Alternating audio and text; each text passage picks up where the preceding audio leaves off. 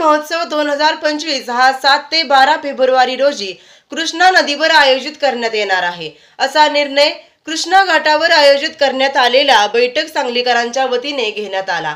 अध्यक्षस्थानी आमदार सुधीरदादा गाडगीळ होते। कृष्णामाई ही आपल्या सर्वांसाठी जलजीवन वाहिनी असून ती गंगामाई नदीची मोठी बहीण आहे।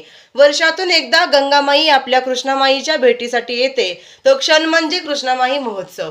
म्हणून आपण सर्वांनी मोठ्या उत्साहात हा उत्सव साजरा करूया, असे मत शिवसेना जिल्हा प्रमुख महेंद्र चंडाळे यांनी बैठकीत बोलताना व्यक्त केले। यावेळी आमदार सुधीरदादा बोलताना म्हणाले, पूर्वी सांगली संस्थान काळात कृष्णामाईचा उत्सव मोठ्या प्रमाणात साजरा केला जात होता, मात्र काळाच्या ओघात तो बंद पडला होता। तो पुन्हा सुरू होत आहे, यासाठी लागेल ती मदत करू, असे आश्वासन सुधीर गाडगीळ यांनी दिले। कृष्णामाई मंदिराचे पुजारी जोशी काका घोडेवाले या ठिकाणी उपस्थित होते। त्यांनी कृष्णामाई व गंगामाई यांचे महत्त्व सांगितले। यावेळी उपायुक्त वैभव साबळे म्हणाले, कृष्णामाई महोत्सवाला लोकवर्गणीतून आणि महापालिकेकडून 50% खर्च करू, असे आश्वासन त्यांनी दिले। या ठिकाणी सांप्रदायिक संघटना राष्ट्रीय स्वयंसेवक संघ, ब्रह्माकुमारी, सद्गुरू कलावती आई, सद्गुरू वामनराव पैलवान सनातन प्रभात, सद्गुरू अनिरुद्ध बापू उपासना केंद्र, स्वामी समर्थ मंदिर, बाळूमामा मंदिर, हिंदू जनजागृती, सर्व वारकरी संप्रदाय, सत्य साईबाबा प्रतिष्ठान, हरिदास लेंगरे माथाडी संघटना, संजीवनी हनुमान सेवाभावी संस्था चे पदाधिकारी ही उपस्थित होते। यावेळी जिल्हाध्यक्ष पद्माकर जगदाळे, माजी आमदार दिनकर पाटील, उर्मिला बेलवणकर, पृथ्वीराज पवार, तानाजी सावंत, स्वाती शिंदे, गीतांजली ढोपे पाटील, भारती दिगडे, उत्तम मोहिते, जगन्नाथ ठोकळे,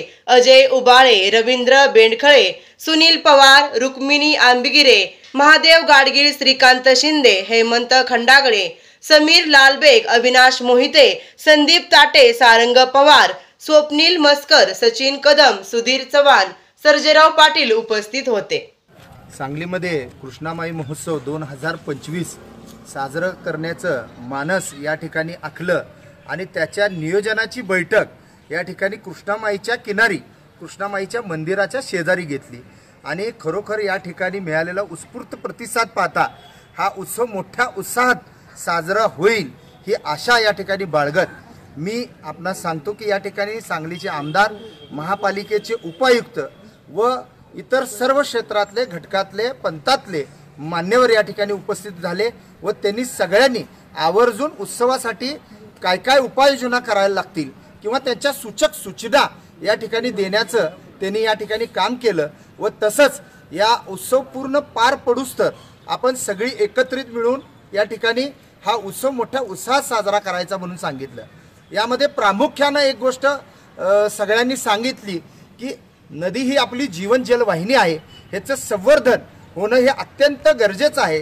कारण आता आपण बघतो की इतर मोठ्या शहरांमध्ये त्या ठिकाणी असलेल्या नदीची अवस्था आणि त्याचं झालेलं प्रदूषण या ठिकाणी पाहता आपल्याला आपली जीवन जलवाहिनी वाचवण्याचं काम करायचं आहे। जे काम त्या कृष्णामाईनं आपलं जीवन वाचवायचं केलं, आता त्याला वाचवायची गरज या ठिकाणी प्रामुख्यानं भासू लागल्या असं सगळ्यांच्या बोलण्यामधून आलं। खऱ्या अर्थानं हा उत्सवाचा औचित्य आहे आणि त्या माध्यमातून ह्या आलेल्या सूचक सूचना आहे। तर माझी या ठिकाणी सगळ्यांना या माध्यमातून विनंती राहील की हा उत्सव आपल्या सांगलीकरांचा आहे आणि आपण सगळ्या सांगलीकरांनी मिळून हा मोठ्या उत्साहात साजरा करायचा आहे। उत्सवाचा दिनांक फेब्रुवारी महिन्यातला 7 तारखेपासून सुरुवात आहे, 12 तारखेला त्याची सांगता आहे, 12 तारखेला पौर्णिमा आहे आणि त्या दिवशी आपल्याला हरिद्वार आणि काशीमध्ये ज्याप्रमाणे गंगा आरती होते तशीच या ठिकाणी कृष्णामाईची महाआरती व गंगेची महाआरती या ठिकाणी करायची आहे। त्यांना विनंती आहे की सगळीजण एकत्रित या, आपण सगळी सांगलीकर।